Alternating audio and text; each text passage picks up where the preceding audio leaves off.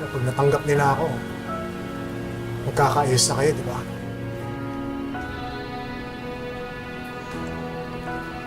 Love, gusto ko rin namang patunayan sa kanila na kaya nating dalawa.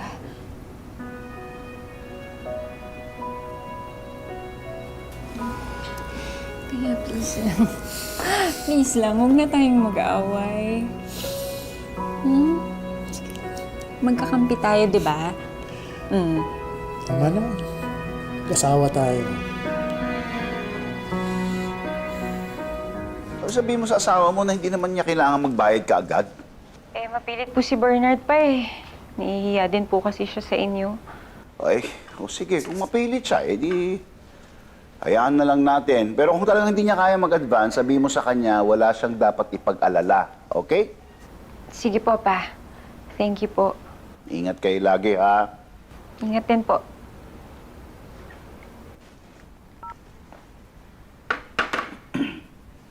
Magbabayad na at tinatanggihan mo pa? Hindi naman natin kailangan ng pera. Bibigyan pa natin ng dagdag intindihin ng mag-asawa.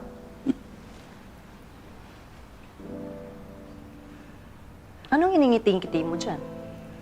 Kasi ang sabi mo, si Bernard, inaasa lahat ng problema ng nanay niya kay Angela. O iyan, this is proof. Mali ka. Kumikilos din siya. Oo na, At tama may na. diskarte din siya. Oo na, swerte ni Angela kay Bernard. Perfect husband ang manugang mo.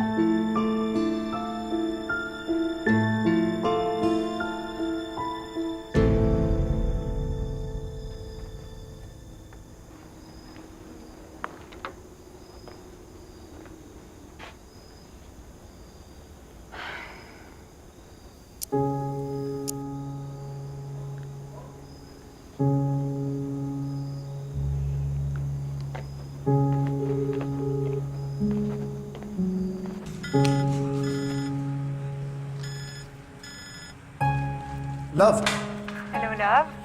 Nasaan ka na? Akala ko sandali ka lang. oh sorry love, ito na. Bakit ang tagal mo? Love, sorry, may dumating kasi na bagong kliyente.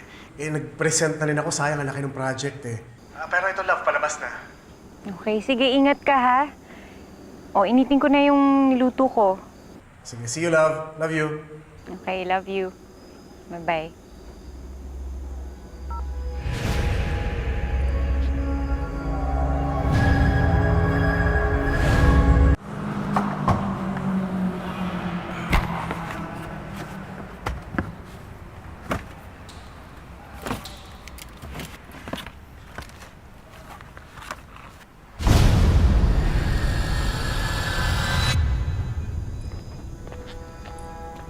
Nay, ba't ho kayo nandito?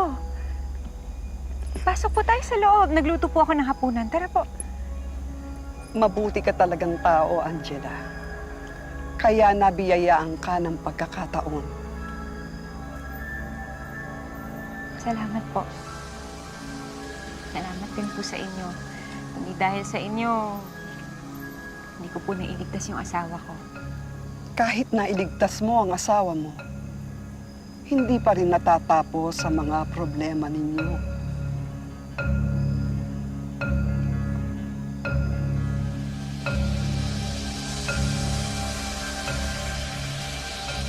Ano pong ibig niyo sabihin? Nandito po ba si Elton?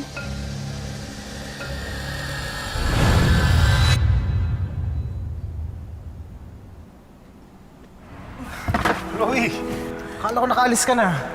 No, not yet. Sunduin ako ni Jerome. I also kind of wanna thank you for helping me with the client kanina. You saved me big time. So I owe you. Wala eh. No, sa akin sobrang big deal, no? Thank you talaga.